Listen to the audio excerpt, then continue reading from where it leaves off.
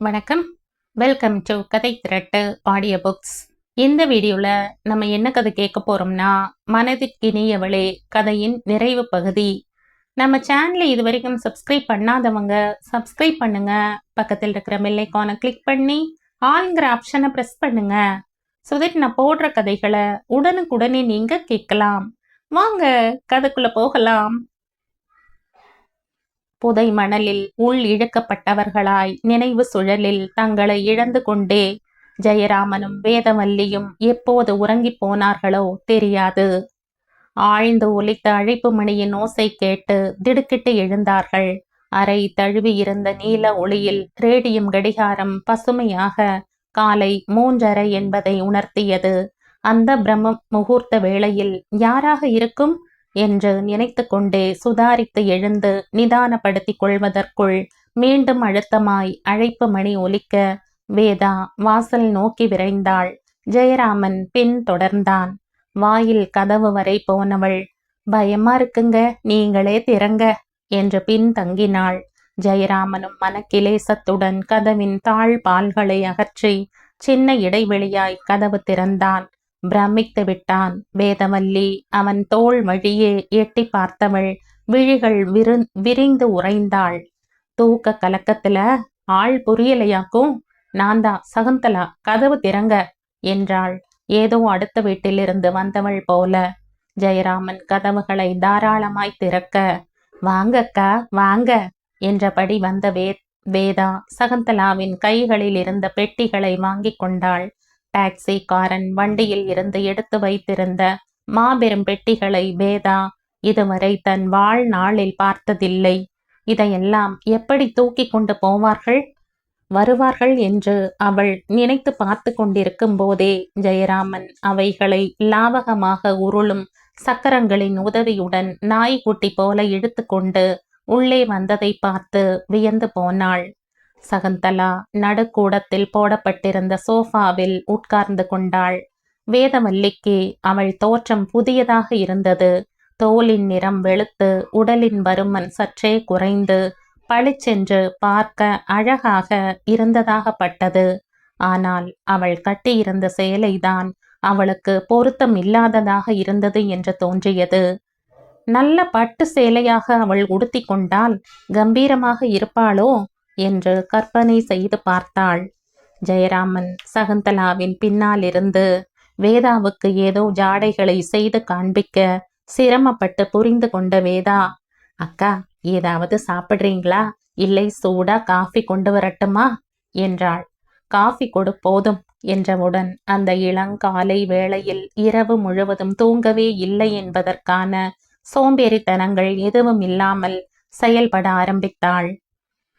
அடுத்த ஞாயிற்றுக்கிழமை தானே வர்றதா அம்மா சொன்னாங்க என்று ஜெயராமன் பேச்சை ஆரம்பித்து தானும் இருப்பதாக காட்டிக்கொண்டான். எதிர்பார்த்ததை விட சீக்கிரமா ப்ராஜெக்ட் முடிஞ்சு போச்சு, அதான் கிளம்பி வந்துட்டேன். சகுந்தலாவின் நிதானமான பதில் ஜெயராமனுக்கு ஆச்சரியமாக இருந்தது. எதற்கும் குதர்க்கமாக பேசும் சகுந்தலா மாறி போய்விட்டாள் போலிருக்கிறதே என்று நினைத்து கொண்டான். அந்த நினைப்பு அதிகம் நீடித்திருக்க அவள் விடவில்லை. வேதா, வெளிநாட்டில் இருந்து வந்திருக்கும் சகுந்தலாவுக்கு சௌகரியமாக இருக்கட்டுமே என்று காஃபியை பீங்கான் கப் சாசரில் கொண்டு வந்து கொடுத்தாள். சகுந்தலா வேதாவை கடுமையாக பார்த்து, எச்சல் பண்ணி குடிக்கிறது தான் இந்த வீட்டு பழக்கமா? இது என்ன அசிங்கமா? பீங்கான் கப்பு ஏன், டம்ளர் டபரா என்னாச்சு என்றாள். உங்களுக்கு வசதியா இருக்கும், அங்க எல்லாம் இப்படித்தானே குடிச்சு பழகி இருப்பீங்கன்னு வேதா பள்ளி சிறுமி போல பயந்து கொண்டே பதில் அளிக்க, உனக்கு ரொம்ப தெரியுமா நான் அங்க எப்படி இருந்தேன்னு? நீயா வேணா கற்பனை பண்ணிக்கிட்டு இதெல்லாம் எனக்கு பிடிக்காது என்றபடி சகுந்தலா காஃபி நிறைந்த அந்த கப்பை கீழே வைத்தாள். நான் வேற மாத்தி எடுத்துட்டு வரேன்க்கா என்றபடி குனிந்து எடுக்க போன வேதாவை, அதெல்லாம் ஒண்ணும் வேணாம், பேசாம போ என்று அதட்டினாள் சகுந்தலா. ஜெயராமன் வேதாவின் முகம் பார்த்தான். அது உணர்ச்சிகள் அற்ற நிலையில் இருந்தது. இது வெறும் ஆரம்பம் வேதா, என் சகோதரி மாறி இருப்பாள் என்று ஒரு நொடி பொழுது சபலப்பட்டு விட்டேன் என்று மனதுக்குள் பேசிக்கொண்டவனுக்கு ஏனோ தன் அறைக்குள் போய்விட வேண்டும் என்று தோன்றியது. வேதாவுக்கு ஜாடை காண்பித்தான். அவளும் புரிந்து கொண்டாள். அக்கா, காப்பி ஆறியே போச்சு, கோவிச்சுக்காதீங்க, நான் போய் வேற எடுத்துட்டு வரேன், குடிச்சிட்டு நீங்க வேணா போய் கொஞ்சம் ரெஸ்ட் எடுத்துக்கங்க என்றவள் சகுந்தலாவின் பதிலுக்கு காத்திராமல் சட்டென்று உள்ளே போய் டபரா டம்ளரில் சூடான காஃபியை எடுத்து கொண்டு வந்து தந்தாள். சகுந்தலா மறுபேதும் சொல்லாமல் காஃபியை குடித்துவிட்டு, நான் இப்படியே சோஃபால படுக்கிறேன், நீங்க போங்க என்றாள். ஜெயராமன் வேதாவை பார்த்தான். நீங்க போங்க, நான் வரலை என்று ஜாடை செய்தாள் வேதா. நடுக்கூடத்தில் சகுந்தலா படுத்திருக்க ஜெயராமனுடன் அறைக்குள் சென்று படுத்துக்கொள்ள வேதாவுக்கு மனம் வரவில்லை என்று புரிந்து கொண்டான் ஜெயராமன். பாவம் இவள் இன்னும் எத்தனை விட்டு கொடுத்தல்களை தாங்க போகிறாள் என்று யோசித்து கொண்டே அறைக்குள் சென்றான். சகுந்தலா அப்படியே சோஃபாவில் சாய்ந்தாள். வேதவல்லி ஒரு தலையணையை எடுத்து வந்து கொடுத்தாள். சகுந்தலா செய்வதறியாது சமையல் அறையில் சுற்றி சுற்றி வந்தவள். சரி, குளித்துவிட்டு சீக்கிரம் சமையலை முடித்து விடலாம், இந்துவின் வீட்டுக்கு போயே ஆக வேண்டும் என்று தீர்மானித்து குளிக்க கிளம்பினாள். பொழுது நன்றாக விடிந்து விட்டிருந்தது. வேதா பரபரவென்று சமையலில் ஈடுபட்டு ஏறக்குறைய முடியும் தருவாயில் இருந்தாள். குழந்தைகள் ஒவ்வொருவராய் எழுந்து வந்தனர். தூக்க கலக்கம் இன்னும் மிச்சமிருந்த நிலையில் வேதாவை சுற்றி சுற்றி வந்தனர். வேதா தற்காலிகமாக எரிந்து கொண்டிருக்கும் அடுப்பை அணைத்துவிட்டு குழந்தைகளை ஆதரவாய் அணைத்து கொண்டே அவர்களுக்கான காலை உத்தரவுகளை பிறப்பித்தாள். வழக்கமான இந்த பல்லவி எல்லா அம்மாக்களாலும் எல்லா வீடுகளிலும் பாடப்படுகின்ற ஒன்றுதான் என்றாலும் அம்மாக்களுக்கு அது தாய்மைக்கே உரிய பெருமிதமாக கருதுகின்ற ஒன்றும் அல்லவா? வேதாவும் இதற்கு விதி விலக்கல்ல. குழந்தைகளை அதட்டி உருட்டி பணிய வைப்பதை விட அன்பாய், அதே சமயத்தில் கண்டிப்பாய் பணிய வைக்கும் கலையை அவள் நன்றாகவே கற்றிருந்தாள். இது எந்த பெண்களுக்கும் யாரும் கற்றுத் தருவதில்லை. இது இயற்கையின் பாடம். அம்மா, யாரும்மா வந்திருக்காங்க? கண்ணன் கேட்க, அம்மா, அவங்க சகுந்தலா அத்தை தானே? முரளி எதிர்குரல் கொடுக்க வேதா ஆச்சரியப்பட்டு, எப்படி செல்லம் உனக்கு தெரிஞ்சது என்று முத்தமிட்டபடி கேட்டாள். நீங்க தானே சொன்னீங்க துபாயில இருந்து அத்தை வரப்போறாங்க, அவங்க கிட்ட திட்டு வாங்காம நடந்துக்கணும்னு. முரளிதான் ஞாபகப்படுத்தினான். அவங்க ரொம்ப திட்டுவாங்களாமா? கண்ணன் வேதாவின் முகத்தையே பார்க்க, நீங்க சமர்த்தா அவங்க சொல்படி நடந்தா எதுவும் திட்டமாட்டாங்க. நீங்க அவங்களை ரொம்ப தொந்தரவு செய்யாம ஸ்கூல் போகணும், படிக்கணும், புரியுதா? சரி, ஹார்லிக்ஸை குடிச்சிட்டு குளிக்க போங்க, நான் வரேன். குழந்தைகள் அப்படியே செய்தார்கள். வேதா மீண்டும் பம்பரமாய் சுழன்றாள். அம்மாவுக்கு காஃபியும் பலகாரமும் எடுத்துக்கொண்டு மாடிக்கு செல்ல முயன்ற போதுதான் கவனித்தாள். கூடத்து சோஃபாவில் சகுந்தலா இல்லாததை. எழுந்து விட்டாளா? எங்கே போயிருப்பாள்? அம்மாவின் அறையில் இருப்பாளோ என்று நினைத்தபடியே படி ஏறினாள். அம்மாவின் அறையில் இருந்து பேச்சு குரல் கேட்டது. அவள் நினைத்தது சரிதான். வேதா தயங்கினாள். அம்மாவும் பெண்ணும் பேசிக் கொண்டிருக்கும் போது தான் உள்ளே செல்வது சரியாக இருக்குமா என்று பட்டது. ஒரு சில வினாடிகள் தான் அந்த தயக்கம். சட்டென்று விடுபட்டாள். இப்படி ஒவ்வொன்றுக்கும் நாம் தயங்கிக் கொண்டிருப்பதை விட தன் கடமைகளை செய்து விடுவது என்று தீர்மானித்து கொண்டாள். அதன் பின் நிமிடங்கள் இயல்பாயின. எல்லாவற்றிற்கும் நம் மனம்தான் காரணம் என்ற புரிதல் ஏற்பட்டது. வேதா அம்மாவின் கதவு திறந்து கொண்டு உள்ளே போனாள். அம்மா படுக்கையில் எழுந்து உட்கார்ந்து கொண்டிருந்தாள். சகுந்தலா அவள் முன் ஒரு நாற்காலியை இழுத்து போட்டு கொண்டு அமர்ந்திருந்தாள். அம்மா, எப்படி இருக்கீங்க? உடம்பு கொஞ்சம் தேவலையா? காஃபி சாப்பிட்றீங்களா என்றாள். வச்சுட்டு போ, நாங்க சாப்பிட்டுக்கிறோம் என்றாள் அம்மா. வேதா அந்த நாங்கவை கவனித்து, நான் உங்களுக்கு மட்டும்தான் எடுத்துட்டு வந்தேன், அக்காவுக்கும் எடுத்துட்டு வரட்டுமா என்றாள். ஏன், அவ வந்தது உனக்கு தெரியாதா என்றாள் அம்மா கடுமையாக. தெரியும், அவங்க கீழே தான் படுத்துட்டு இருந்தாங்க, மேலே வந்தது தெரியாது. வேணா அவங்களுக்கும் எடுத்துட்டு வரேன். அதெல்லாம் ஒன்றும் வேணாம், நான் பார்த்துக்கிறேன், நீ போ, உன் வேலையை பாரு என்றாள் சகுந்தலா. வேதவல்லி பேசாமல் நின்றிருந்தாள். அதான் சொல்லிட்டா இல்ல, இன்னும் ஏன் நின்னுட்டு இருக்க? போ, போய் வேலையை பாரு. அம்மாவும் கூக்குரலிட்டாள். வேதவல்லிக்கு தான் சொல்ல வந்த விஷயத்தை எப்படி ஆரம்பிப்பது என்று தெரியவில்லை. மனதுக்குள் விதவிதமாய் ஒத்திகை பார்த்து கொண்டவளாய், இந்துமதியோட அப்பா தவறிட்டாரு, நாங்க துக்கத்துக்கு போகணும், குழந்தைகளை அனுப்பிட்டு போயிட்டு வந்துடுறோம் என்றவள் அவர்களின் முகங்களில் உறைந்து நின்று போன அதிர்வலைகளை கவனிக்க தவறவில்லை. என்ன உளற நீ? யார் வந்து சொன்னா உனக்கு? அம்மாதான் கேட்டாள். உங்க பிள்ளைதான் போய் பார்த்துட்டு வந்தாரு. என்ன? ஜெயராமன் இந்துமதி வீட்டுக்கு போனானா? அம்மா அதிர்ச்சியில் எழுந்து நின்று கொண்டு விட்டாள். மேலே ஏதோ விவகாரம் நடப்பதை உணர்ந்து கொண்ட ஜெயராமன் வேதவல்லியை அவர்கள் இருவரிடமும் தனிமையில் அனுபவிக்க விட்டுவிடக் கூடாது என்று தீர்மானித்தவனாக படியேறினான். என்ன? நான் கேட்டுக்கிட்டே இருக்க, நீ இடிச்ச புளியாட்டமா நிக்கிற? என்ன பிரச்சனை? என்ன தெரியணும் உங்களுக்கு என்றபடி ஜெயராமன் அம்மாவின் அறைக்குள் வந்தான். அவன் அங்கே வருவது அதுதான் முதல் தடவை என்பதால் அவன் அறியாமல் அவன் கண்கள் அம்மாவின் அறைக்குள் வலம் வந்தன. நன்றாகத்தான் இருக்கிறது என்று நினைத்து கொண்டான். இந்துமதி வீட்டுக்கு நீ போனியா? அம்மா அவசரமாய் கேட்டாள். இந்துமதியின் அப்பா போய் விட்டார் என்கிற செய்தியை விட ஜெயராமன் இந்துமதி வீட்டுக்கு போன செய்தி அவளுக்கு பெரியதாக இருப்பது அவனுக்கு ஆச்சரியத்தை அளித்தது. அதுக்கு என்ன இப்ப என்றான். நீ எதுக்கு போன? ஏன் போகக்கூடாதா?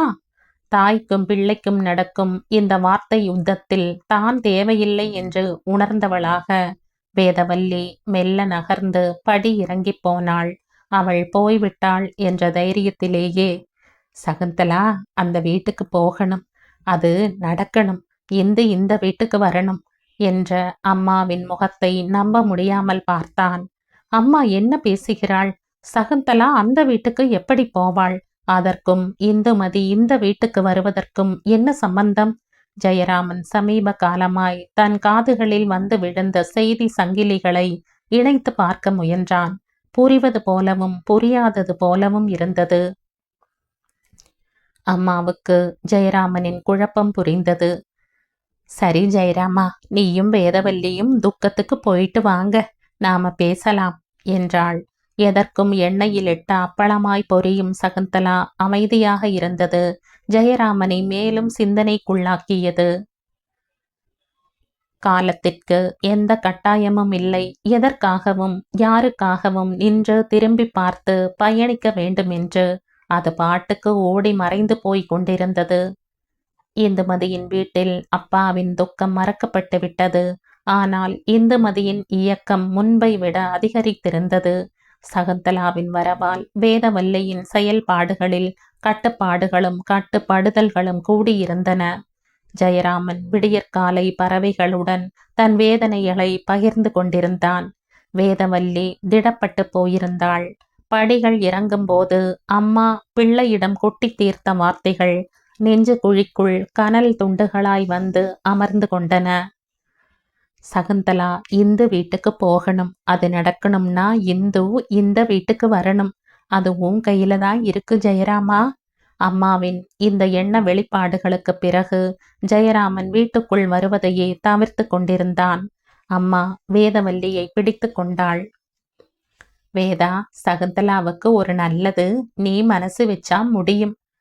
புரியுதுமா. இந்துமதியோட உடல் பிரச்சனையோட அவளை ஏத்துக்கிற ஒருத்தனை அவ அம்மாவால கூட கண்டுபிடிக்க முடியலை வேதா. சகுந்தலாவுக்கும் வயசாயிட்டே போகுது. நானும் இன்னைக்கோ நாளைக்கோ. வேதவல்லி மௌனம் சாதித்தாள். அம்மாவே தொடர்ந்தாள். சகுந்தலாவுக்கு இதுல துளி கூட விருப்பமில்லை வேதா. எனக்குத்தான் பெத்த பாசம். சாகிறதுக்குள்ள அவளுக்குன்னு ஒரு ஆதரவை ஏற்படுத்தி வச்சுடணும்னு அடிச்சுக்குது மனசு. இந்துமதிக்கு வேற யாரையும் பார்த்து முடிச்சு வைக்கவும் முடியாது. அவங்க அண்ணனுக்கும் சகுந்தலா மேல ஒரு விருப்பம் உண்டு.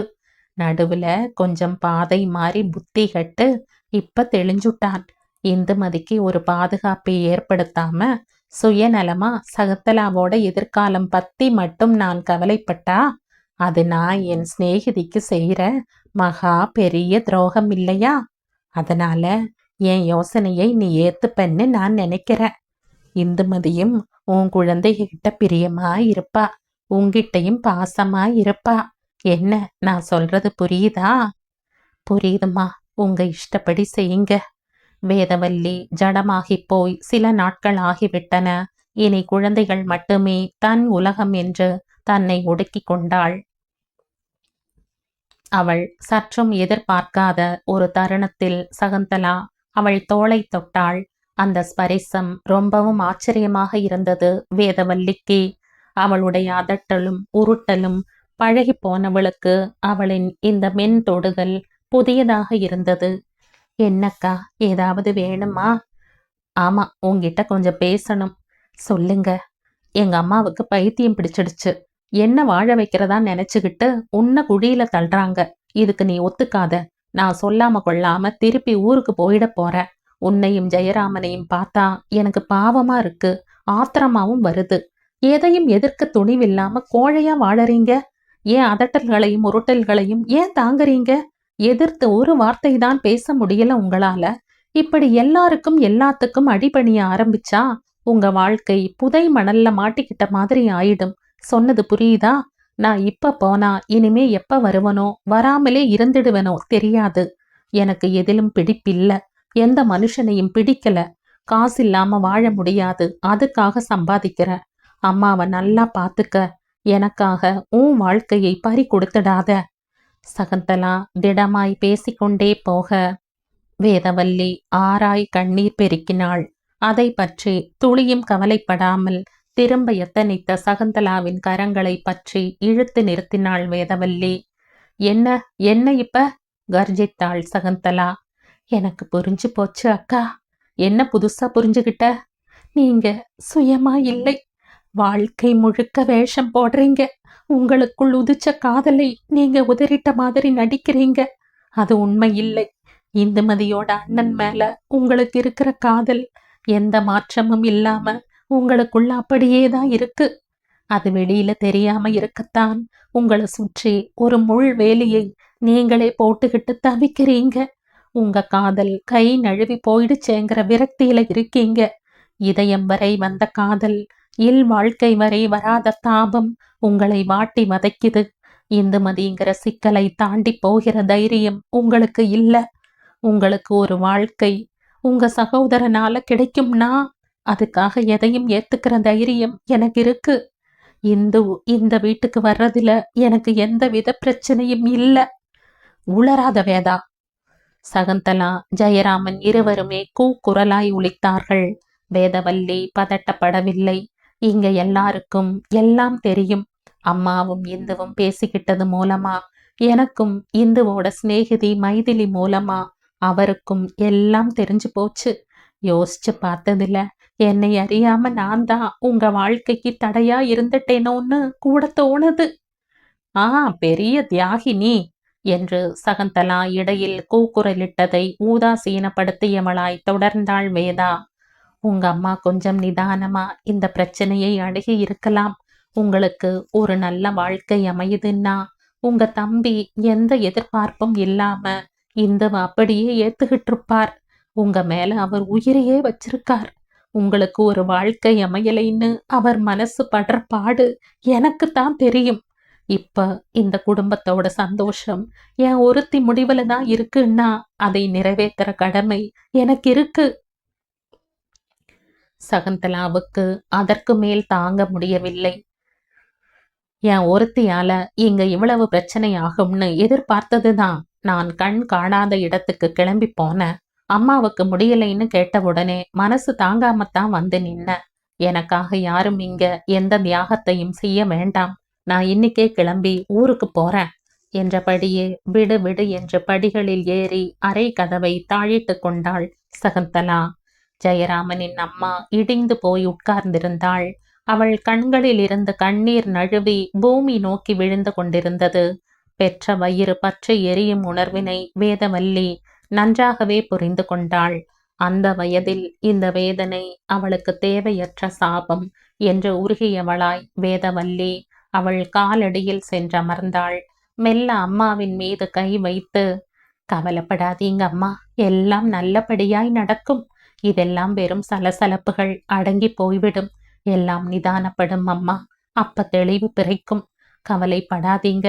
அக்காவுக்கு கண்டிப்பா வழி பிறக்கும் என்ற வார்த்தைகளால் அன்பை குழைத்து பூசிக்கொண்டிருந்த வேதவல்லியை ஜெயராமன் தூரத்து கோபுரமாய் நின்று தரிசித்துக் கொண்டிருந்தான். எதையும் தாங்குபவளாகவும் எதையும் விட்டு கொடுப்பவளாகவும் எப்படி படைக்கப்பட்டாள்? சகுந்தலாவுக்காக நீ என்னை விட்டு கொடுக்கும் அளவுக்கு தள்ளப்பட்டு விட்டாயா?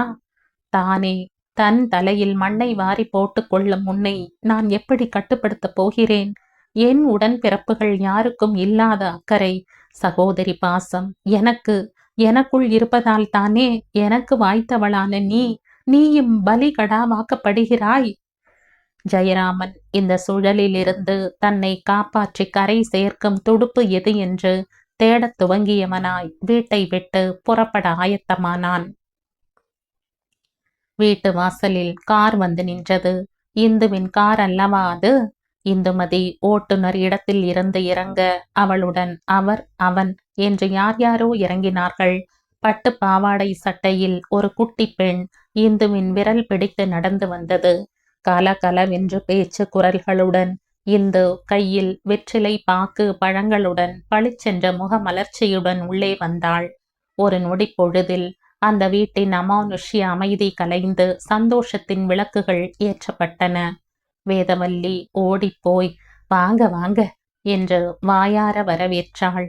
ஆதங்கத்தில் ஆழ்ந்து போன அம்மாவும் சட்டென்று மிளிர்ந்து உதடுகளில் பொன் முறுவலை தழுவ விட்டு கொண்டே சிரமப்பட்டு எழுந்து, வாமா இந்து வா என்று வரவேற்று கொண்டே வந்தவளின் பார்வை அந்த நடுத்தர மனிதனின் உருவத்தில் நிலை கொத்தி நின்றது.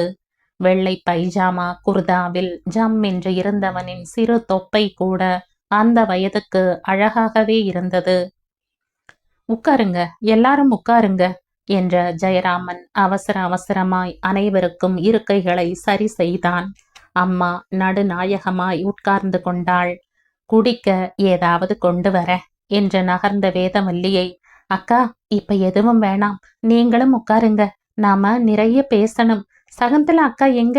அவங்கள பார்க்கணும்னு தான் என்றவள் குறும்பாய் திரும்பி அந்த நடுத்தர மனிதனை பார்த்தாள். அவன் அந்த வயதிலும் சிறு வெட்கம் தரித்து நிலம் பார்த்தான். மேல இருக்காங்க, நான் கூட்டிக்கிட்டு வரேன் என்று படியேற போன வேதாவை நிறுத்தி, முதல்ல நம்ம பேசுவோம், அப்புறம் அவங்கள கூப்பிடுவோம் என்றாள் இந்து.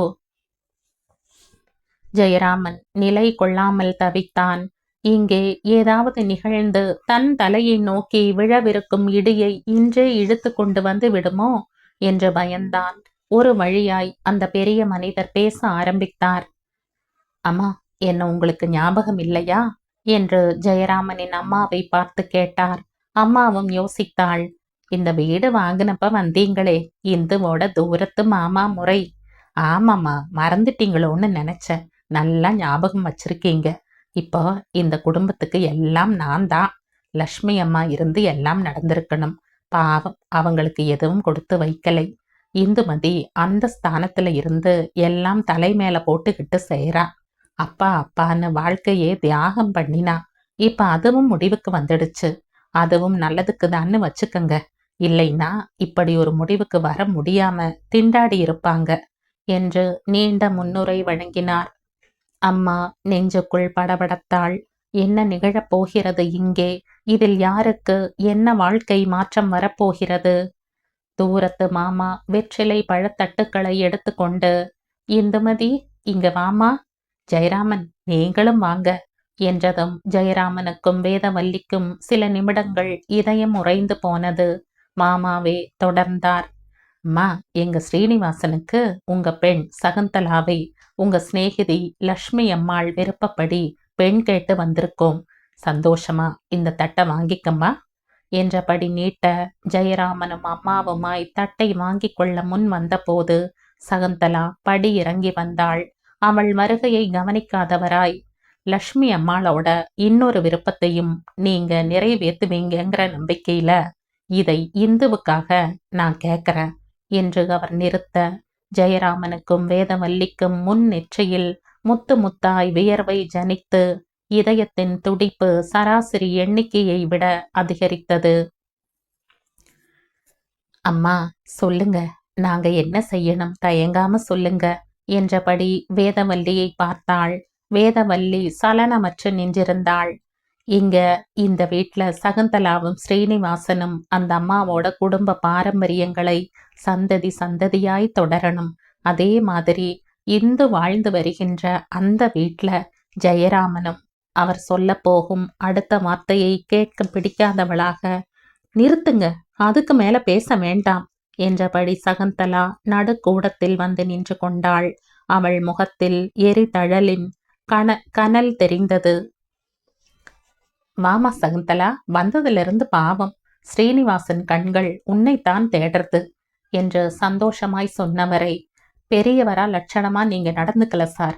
ஒரு பொண்ணுக்கு வாழ்க்கை கொடுக்கறதா நினைச்சுக்கிட்டு இன்னொரு அப்பாவி பொண்ணோட வாழ்க்கையில விளையாடுறீங்க. அப்படி ஒரு வாழ்க்கை எனக்கு தேவையில்லை. இந்து குடும்பத்தினர் உறைந்து போனார்கள். வேதவல்லி சகுந்தலாவை நெருங்கி ஏதோ சொல்ல முயற்சிக்க, நீ உள்ள போவேதா? இது என் தம்பியோட வாழ்க்கை. எதுக்காகவும் அவனை நான் இழக்க விரும்பலை என்றவள் நேரடியாக ஸ்ரீனிவாசனை பார்த்தாள். மிஸ்டர் ஸ்ரீனிவாசன், இது உங்களுக்கே நல்லா இருக்கா? உங்க அம்மா நம்ம கல்யாணத்துக்கு ஆசைப்பட்டாங்க. அது தெரிஞ்சதும் நானும் வயசுக்கே உரிய எதிர்பார்ப்புகளை வளர்த்துக்கிட்டேன். ஆனா உங்க விருப்பம் வேற எங்கேயோன்னு அனுப்புறம் நான் என் மனச கல்லாக்கிக்கிட்டேன். இப்ப வந்து உங்க அம்மாவோட விருப்பம்னு ஏதேதோ நீங்க பேசுறது, இதெல்லாம் கொஞ்சம் கூட நல்லா இல்ல. இந்த மாதிரி பிரச்சனைகள் ஏதாவது வரும்னு தான் நான் இந்துமதி இந்த வீட்ல வந்து போறத விரும்பல. உங்க அம்மா தன் சிநேகிதிக்காக ஏதேதோ ஆசைப்பட்டாங்க. ஆனா ஆண்டவன் விருப்பம் வேற ஆகிப்போச்சு. இப்ப என்ன வாழ வைக்கிறதா நினைச்சு என் குடும்பத்தோட அமைதியை கெடுத்துடாதீங்க ப்ளீஸ் என்றபடி கையெடுத்து கும்பிட்டாள். ஜெயராமன் சகுந்தலாவின் அந்த மனசு புரிந்து நெகிழ்ந்து போனான். தனக்காக தன் வாழ்க்கையையே தியாகம் செய்யும் அந்த சகோதரியின் மீது பாசம் ஊற்றாய் கிளம்பியது. இந்துமதி எல்லாம் புரிந்து கொண்டாள். ஜெயராமனின் அம்மா இவர்களை நன்றாக குழப்பி விட்டு விட்டாள் என்றும் புரிந்து கொண்டாள். விருட்டென்று அங்கு விளையாடிக் கொண்டிருந்த பட்டு பாவாடை குட்டி பெண்ணை வாரி எடுத்து கொண்டு போய் அண்ணன் சீனிவாசனின் மடியில் அமர்த்தினாள். அண்ணா, இது உனக்கும் சகுந்தலாவுக்குமான யுத்தம். ஏன் பேசாம இருக்க என்றாள்.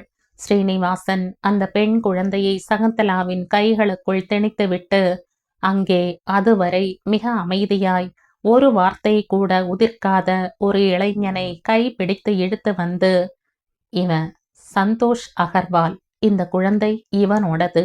இனி இந்துதான் இவளுக்கு அம்மா என்றவுடன் சகுந்தலா துவண்டு போனாள். எல்லோரும் அந்த இளைஞனையே வைத்த கண் வாங்காமல் பார்த்தார்கள். அவன் ஏதோ தன்னை பற்றி பேச்சு நடைபெறுகிறது என்று மட்டும் புரிந்து கொண்டான். சின்னதாய் ஒரு புன்முறுவல் இதழ்களில் தாங்கி பொதுவாய் ஒரு வணக்கம் செய்தான். ஸ்ரீனிவாசன் தொடர்ந்தான். சந்தோஷுக்கு காது கேட்காது, வாயும் பேசாது. விபத்துல மனைவியை இழந்துட்டான். அப்பாவுக்காக ஆஸ்பத்திரிக்கு போன போது இந்து இவனை அங்கதான் முதல்ல பார்த்திருக்கா. இவ கண் முன்னாலேயே அவன் மனைவி இறந்தப்ப இந்துவால தாங்க முடியல. இந்த குழந்தைக்கு அம்மாவா அவனையே வாழ்க்கை துணையா ஏத்துக்க முடிவு செஞ்சுட்டா. என்னை விட கூட உங்களுக்கு இந்துவை பத்தி தெரிஞ்சிருக்கும். மனிதர்களிடத்தில் அன்பு செலுத்துறதுல அவளுக்கு நிகர் அவளேதான் என்றபடி ஸ்ரீனிவாசன் கண்கள் பனிக்க ஒரு புறம் இந்துவையும் ஒரு புறம் சந்தோஷையும் இழுத்து அணைத்து கொண்டான். இப்ப சொல்லு சகுந்தலா, உனக்கு இன்னும் என் மேல கோபம் போகலையா என்றபடி சகுந்தலாவை அவன் பார்த்த பார்வையில் சிறு காதலும் கலந்திருந்ததை அனைவருமே கவனித்தனர். சகுந்தலா பூவாகி போனாள். இந்துவை இழுத்து அணைத்து உச்சி முகர்ந்தாள். இந்து சந்தோஷின் கை பற்றி இழுத்து தன் அப்பா அம்மா ஸ்தானத்தில் மனதில் இருத்தி மகிழ்ந்த சகுந்தலா ஸ்ரீனிவாசனின் காலில் விழுந்து நமஸ்கரித்தாள். குட்டி பெண்ணும் அரை குறையாய் சகுந்தலாவின் பாதம் தொட்டது. சகுந்தலா அள்ளி அணைத்து முத்தமாறி பொழிந்தாள். சகுந்தலாவின் இந்த உணர்ச்சி பெருக்கு அனைவருக்கும் புதிதாயிருந்தது. அம்மா நெஞ்சம் பூரித்து ஜெயராமனையும் வேதவல்லியையும் அருகில் அழைத்து, 2 பேரும் என்ன மன்னிச்சுடுங்க, பெண் பாசத்துல உங்களை ரொம்பவே கஷ்டப்படுத்தி இருக்க என்றாள். அம்மா, அதெல்லாம் எதுக்கிப்ப என்று ஆதரவாய் அழைத்து கொண்டார்கள் அம்மாவை. அங்கே ஆனந்தத்தின் அலைகள் தங்கு தடையின்றி பிரவாகித்தன. அது ஒரு ஆனந்தமான காலை பொழுது. அந்த குடும்பம் அனைத்து ரகசியங்களும் கரைந்து அனைவரது மனமும் பறந்து விரிந்து சிரித்து சந்தோஷப்பட்டு கொண்டிருந்தது. லட்சுமி அம்மாளின் ஆசிர்வாதத்துடன் சகுந்தலா பூஜை அறையில் இருந்த வெள்ளி விளக்குகளை ஏற்றிக் கொண்டிருந்தாள். அம்மா கண்களில் நீர் பனிக்க பார்த்து கொண்டிருந்தாள். ஸ்ரீனிவாசன் ஆதரவாய் அவள் அருகே இனி அவள் என்று சொல்லாமல் சொல்லிக் கொண்டிருந்தான். இந்துவின் வீட்டில் குழந்தைகள் கும்மாளமிட்டு கொண்டிருந்தன. இந்து இல்லாத இந்த வீட்ல நாம இருக்கிறது எனக்கு என்னமோ போல இருக்குங்க. பாவம் அவங்க அம்மா நீங்க இந்துவை கல்யாணம் பண்ணிப்பீங்கன்னு நினைச்சுதான் இந்த வீட்ல நீங்க இருக்கணும்னு ஆசைப்பட்டிருப்பாங்க. சம்பந்தமே இல்லாம நான் அனுபவிக்கிறது குற்ற உணர்வா இருக்குங்க. வேதா இந்துவோட அம்மா இருந்திருந்தா உன்னையும் அவங்க பெண்ணாத்தான் பார்த்திருப்பாங்க. அவங்க குணம் அப்படி, அது அப்படியே இந்துக்கு வந்திருக்கு.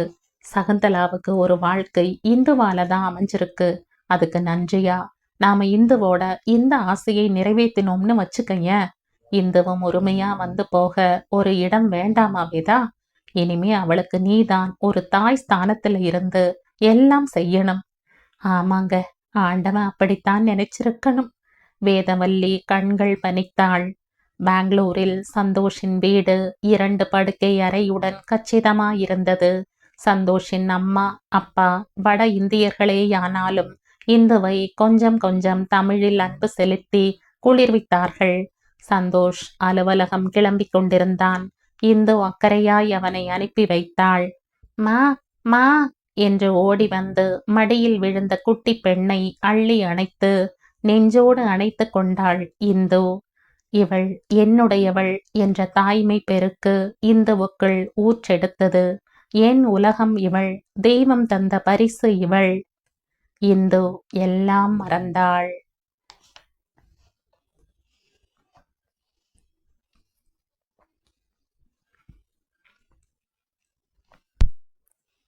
இதோடு இந்த கதை முடியுது. இந்த கதை உங்களுக்கு பிடிச்சிருந்தா லைக் பண்ணுங்க, ஷேர் பண்ணுங்க, சப்ஸ்கிரைப் பண்ணுங்க. மற்றும் ஒரு இன்ட்ரெஸ்டிங்கான கதையோட அடுத்த வீடியோல சந்திப்போம். பாய். தேங்க்யூ.